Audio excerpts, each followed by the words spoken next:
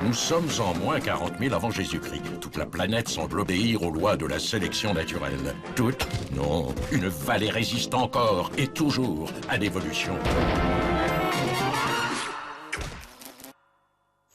Mais tu ne manges rien, Webb. Il faut manger pour évoluer. Mais Madame Finkelstein, j'ai déjà repris 3 fois de l'iguane farcie. Bon, les enfants, on vous a invité à déjeuner avec Olga pour vous parler d'une chose de la plus haute importance. Ils arrêtent de rediffuser la petite caverne dans la prairie? Depuis la création du concours Darwin, personne dans la vallée n'a jamais remporté le Grand Prix. Vous ne croyez pas qu'il serait temps que notre famille participe enfin à l'évolution? Le concours Darwin, c'est pas ce truc où des mecs un peu dingos présentent leurs inventions les plus farfelues? Ah ouais, c'est complètement débile. Le concours de la plus grosse stalactite, l'homo erectus capable de rester le plus longtemps en station debout sans dormir, le mec qui peut faire entrer le plus d'amis dans une cabine téléphonique, la saucisse de mammouth la plus grosse du monde. Chérie, tu es sûr que tu ne confonds pas avec le Silex Book des records? Le concours Darwin, mon petit blog, c'est la fierté de toute notre espèce. Des hominidés qui utilisent toute leur sapiens pour faire avancer le bien-être de leurs contemporains plutôt que de stagner en regardant les matchs du primat de Saint-Germain. Ton père n'a pas tort, tu sais. Et puis j'ai lu que cette année, il triplait la dotation du lauréat. Ah oui. Non, c'est sûrement intéressant, mais c'est quand même toujours l'homme de Pékin qui remporte le concours. Avec leur démographie, d'un point de vue statistique, on n'a aucune chance. Ouais, bah c'est pas le nombre qui compte, hein. Regarde les amphibiens, ils sont 40 milliards. Tu peux me citer un seul prix Nobel qui ait des poumons et des branchies? Webb a parfaitement raison. Chez nous, on n'a peut-être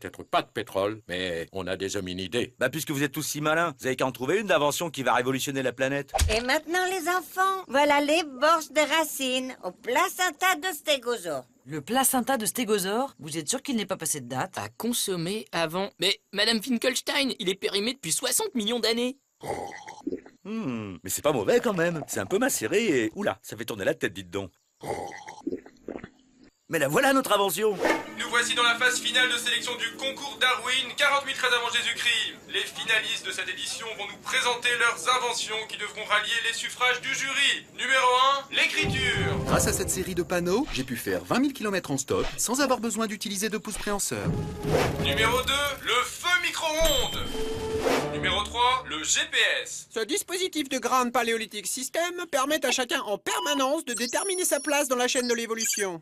Enfin, notre dernier finaliste nous présente le schnapps. L'eau en bouche avec une belle robe brune, des arômes préhistoriques avec cette année un goût de banane. Le schnapps c'est le compagnon idéal de vos soirées entre amis.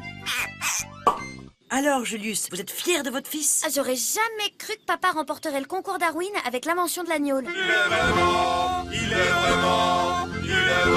né